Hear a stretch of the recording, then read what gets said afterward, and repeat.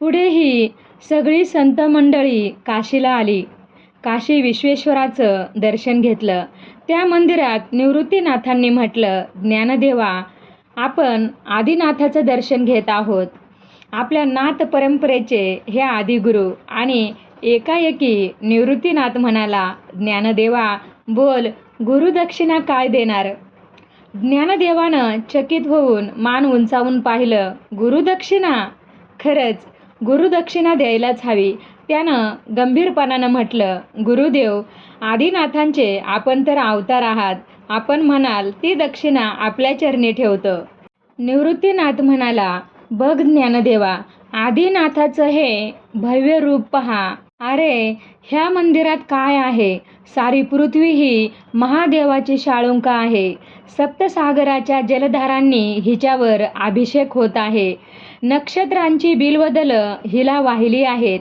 सूर्याच्या निरांजनानं हिची आरती केली जात आहे. पाहिलंस का? चंद्राचं मधुर फळ नैवेद्य म्हणून पुढं ठेवलं आहे. आदिनाथाची ही अखंड पूजा चालूच आहे. इथं येऊन तू वेगळी पूजा काय करणार? कशी करणार? तुझी पूजा नको, गुरुदक्षिणा हवी. ज्ञानदेवानं त्यांचे पाय धरले. निवृत्ती कुठल्या तरी ध्यानमग्न अवस्थेत पोचला. धीरगंभीर आवाजात म्हणाला, शैव तत्वज्ञानात तू दीक्षित झाला आहेस. त्याचा साक्षात अनुभव घेतला आहेस. अरे, तुझा अमृत अनुभव सांग, मला तो ऐकायचा आहे. बस, हीच गुरुदक्षिणा हवी. ज्ञानदेवानं म्हटलं, गुरुदेवा, भावार्थ दीपिका नाही का सांगितली? सांगितलीस. ते भगवान विष्णूंचे बोल होते. मला तुझे अनुभवामृत हवं आहे. ठीक आहे, ऐका तर. ज्ञानदेव तात्काळ तिथं मंदिरातच मांडी घालून बसला. क्षणभर त्यानं डोळे मिटून घेतले. संत मंडळी घाईघाईनं तिथं तशीच खाली बसली. सच्चिदानंद बाबांची धावपळ झाली. त्यानं चटचट पोथी उलगडली, कागद काढले, लेखनफळी काढली, लेखणी कानावर टेकवली, द्वैतीत पाणी भरलं, शाईची पूड ओतली आणि श्वास सोडला. ज्ञानदेवांचं बोलणं सुरू होण्यापूर्वी बाबा लिहून घ्यायला तयार झाले होते. ज्ञानदेवानं समाधी लावली. डोळे अर्धोन्मिलित झाले. त्यानं सुरुवात केली. यदक्षरमनाख्येयम् आनन्दमजमव्ययम् श्रीमन्निवृत्तिनाथेनी ख्यातं दैवतमाश्रये गुरुरित्याख्यया लोके साक्षद्विद्या हि शाङ्करी जयत्याज्ञानमस्तस्ये दयाद्राये निरन्तरम्. अशा रीतीने त्यानं ग्रंथाचा प्रारंभ केला. निवृत्तीनाथ एकचित्ताने ऐकत होता. ग्रंथ समाप्ती झाली आणि निवृत्तीनाथानं ज्ञानदेवाला घट्ट मिठी मारली. माझ्या ज्ञानदेवा, अलौकिक गुरुदक्षिणा दिलीस. संतुष्ट झालो, त्यानं म्हटलं. ज्ञानदेवानं पुन्हा त्याचे पाय धरले. गंगाकिनारी घाटावर सारे बसलेले होते. एकाएकी ज्ञानदेव खिन्न झाला. कुठली तरी तीव्र वेदना तो सहन करीत असावा. त्यानं एकदम निवृत्तीला विचारलं, कलिकाळाचा आघात झाला आणि आपण इथं. तिकडं द्वारका बुडाली. जमलेल्या संतांना काही बोध होईना. निवृत्तीनं त्याच्या पाठीवर हात ठेवला आणि म्हटलं, द्वारका बुडायचीच होती. तू उपचार पाळलेस, शिष्टाचार पाळलेस म्हणून न्यायाने पोषितू श्रीरामचंद्र म्हणालास. ग्रंथ समाप्तीच्या वेळी राजवंदना करणं योग्यच होतं. ज्ञानदेवानं म्हटलं, पण गुरुदेवा, महाराष्ट्रावर आलेली ही वावटळ त्याहूनही अधिक तमोगुणी आहे. त्याचं अधिक वाईट वाटतं.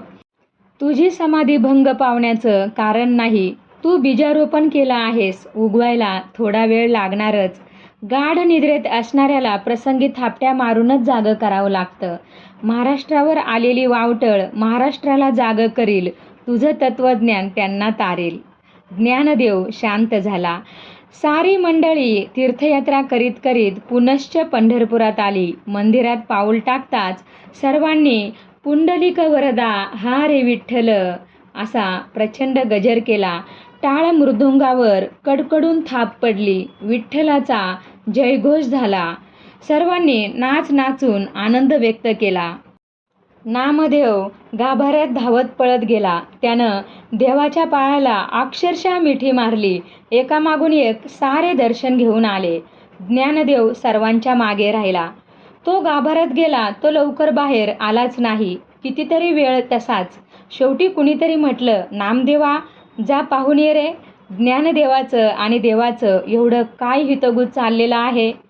नामदेव उठला. आत पाहतो तो देवानं ज्ञानदेवाला मांडीवर घेतलं होतं. त्याच्या तोंडावरून हात फिरवला होता आणि एकदम देवानं ज्ञानदेवाला घट्ट घट्ट आलिंगन दिलं. माझ्या ज्ञानदेवा, ठीक आहे, माझी मान्यता आहे.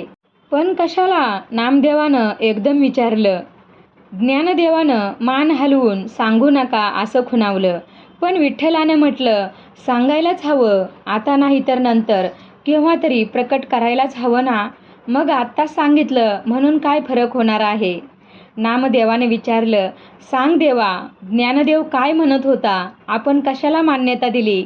ज्ञानदेव संजीवन समाधी घ्यायची म्हणतोय. आणि तुम्ही मान्यता दिली? नामदेवानं म्हटलं आणि तो धावतच संत मंडळीत आला. आर्ततेने म्हणाला, अहो ऐका ऐका, तिकडं गुज चाललेलं आहे. ज्ञानदेव संजीवन समाधी घ्यायचं म्हणतोय आणि देवानं त्याला खुशाल अनुज्ञा देऊन टाकली. आणि नामदेव निवृत्तीनाथांच्या गळ्यात पडला. रडत रडत म्हणाला, तुला हे पसंत आहे? ज्ञानदेव समाधी घ्यायचं म्हणतोय. मुक्ता आणि सोपान दोघांनी बाजूंनी हात धरले आणि निवृत्तीनाथांना विचारलं, होय दादा? निवृत्तीनाथ गंभीर झाला. एकही शब्द बोलला नाही. फक्त सर्वांना जवळ घेऊन थोपटीत राहिला. ज्ञानदेवांच्या सांगण्याप्रमाणे सारी संत मंडळी आली. विसोबा घाईघाईनं समोर आले. सर्वांना पाहून त्यांच्या डोळ्यात पाणी तरळलं. तो भावावेग होता. ज्ञानदेवाने विचारलं, विसोबा, आमची सुमित्रा कुठं आहे? विसोबांच्या पापणीवर पाणी तरळलं आणि म्हणाले, ज्ञानदेवा, ती सासरी गेली, तशी सुखात आहे. तू तीर्थयात्रेला गेलास, इकडं स्थळ चालून आलं. सुमित्रेनं लग्नाच्या वेळी तुझी चारदा आठवण काढली. तुझ्या झोपडीशी गेली, तिथं उंबरठ्याला निमंत्रण देऊन आली. ज्ञानदेव हसला. छान, आनंद आहे. आपण ऋणमुक्त झालात आणि मीही. तू मुक्तच होतास. हो, पण सुमित्रेबद्दल फार वाटायचं. जशी मुक्ता तशी सुमित्रा. बरं झालं, मन मोकळं झालं. समाधी सहज शक्य होईल. म्हणजे काय ज्ञानदेव? मी संजीवन समाधी घेणार आहे. विसोबा अवाक होऊन स्थिर झाले आणि जागच्या जागी खिळून उभे राहिले. ज्ञानदेवानं इंद्रायणीत स्नान केलं. इंद्रायणीनं ज्ञानदेवांच्या पायांना घट्ट मिठी मारली. ती त्या पायाजवळ गोल गोल फिरू लागली. माझ्या ज्ञानदेवा. ज्ञानदेवानं दोन्ही हातांनी ओंजळीत पाणी घेतलं आणि अर्घ्य दिलं. नंतर तो घाटावरून सिद्धेश्वराच्या मंदिरात आला. सारी भावंड बरोबर होती. इतर मंडळीही होती.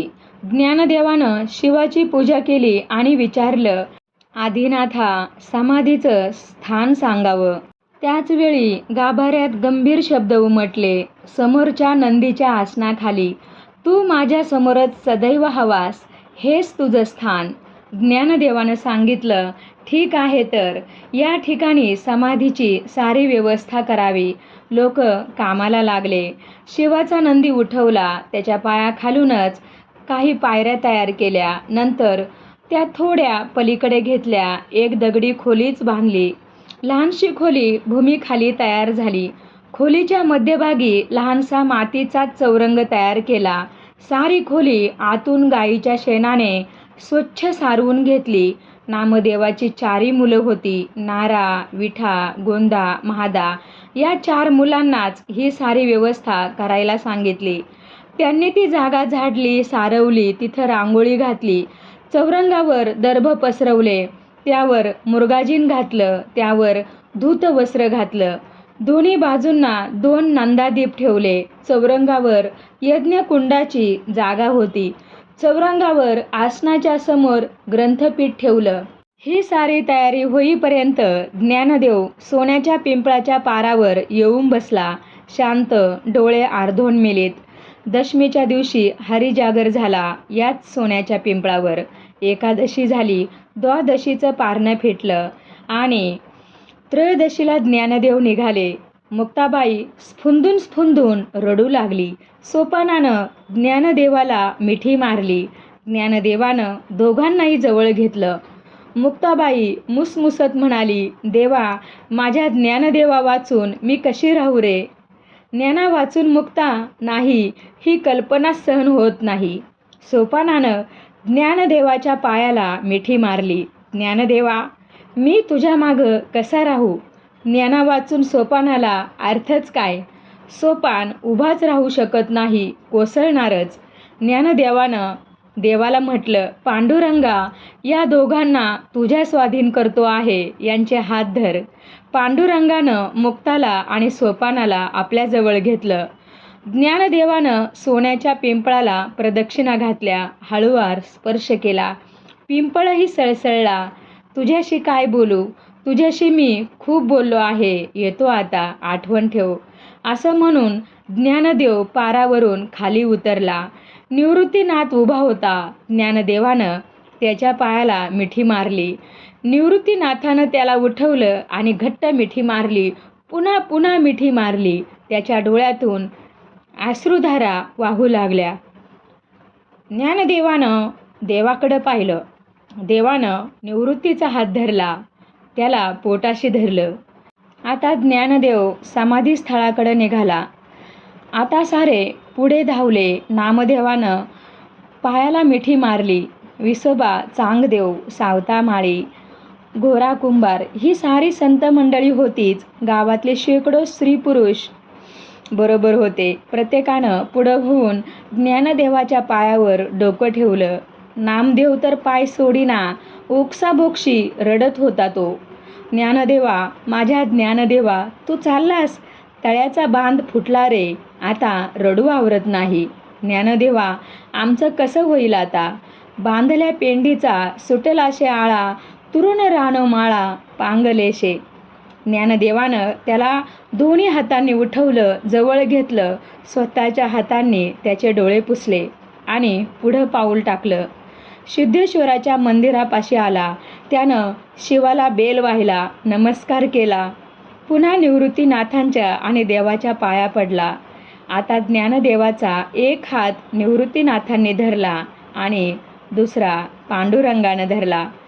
नारा, विठा, गोदा, महादा यांनी झटकन पुढं जाऊन नंदादीप पाजळले. यज्ञाची धुनी पेटवली. तिथं धूप जाळला. चौरंगावर तुळशी घातली. ज्ञानदेव पायऱ्या उतरून खाली आला. दोघांनी हात धरले होतेच आणि तो आसनावर बसला. समोर ग्रंथपीठावर गीता ठेवली. ज्ञानदेवानं तोंडानं गीतेचा 9वा अध्याय म्हटला. नंतर डोळे अर्धोन्मिलित झाले. ज्ञानदेवाच्या मुखावर प्रगाढ शांती पसरली. ओठांवर किंचित मधुर स्मित उमटलं. त्यानं 3दा हात जोडले. आसन मांडीवर हात द्रोण्यासारखे ठेवले आणि नेत्र मिटून घेतले. क्षणात शरीराच्या अणुरेणूतून प्रकाश बाहेर फाकत आहेसं दिसू लागलं. ज्ञानदेवांची मूर्ती ज्योतीसारखी दिसू लागली. निवृत्तीनाथ बाहेर आला. सारे बाहेर आले. स्वतः निवृत्तीनाथांनी समाधीची शिळा लावली. संत मंडळींनी हरिनामाचा जय जयकार केला. त्या समाधीवर सर्वांनी फुलं आणि तुळशी वाहिल्या. सारी संत मंडळी या भावंडाजवळ बसली.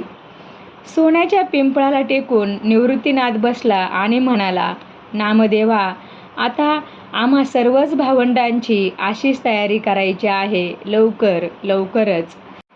सोन्याचा पिंपळ आजही सळसळतो आहे. वाऱ्यानं त्याची पानं हलत आहेत. जवळचा आजान वृक्षही बहरला आहे. सोन्याचा पिंपळ आणि आजान वृक्ष या अलौकिक भावंडाच्या आठवणीत रंगून जातात. वृक्ष वृद्ध झाले आहेत, पण अजूनही त्या आठवणी हिरव्या आहेत. सोन्याचा पिंपळ आजान वृक्षाला पुन्हा पुन्हा म्हणतो, तुला ठाऊक आहे का? इंद्रायणीच्या काठी छोटंसं सिद्धेश्वराचं मंदिर होतं. मंदिराच्या एका अंगाला पिंपळ होता. गावकऱ्यांनी पिंपळाला सुरेख पार बांधला होता. पण पिंपळाचा पार आज रिकामा नव्हता. पुंडलिक वरदे हरी विठ्ठल, श्री ज्ञानदेव तुकाराम, पंढरीनाथ महाराज की जय, श्री ज्ञानेश्वर महाराज की जय.